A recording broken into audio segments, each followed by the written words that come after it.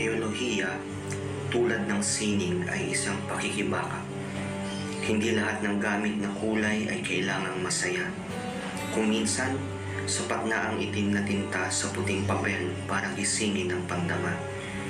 Ito man ay tula, awit, nobela, o mga obrang may kakayanang magmulat sa ating mga mata na maaaring sumasalamin sa kasalukuyang yugto ng ating lipunan upang subukang umukit ng isang kaaya-ayang pamayanan.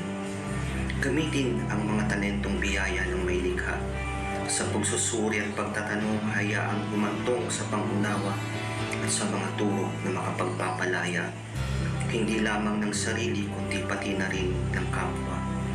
Mangarap at kumilos para sa isang kinabukasan para sa mga susunod na kabataan upang patuloy na magningas ang winikat na sila nga ang pag-asa ng bayan.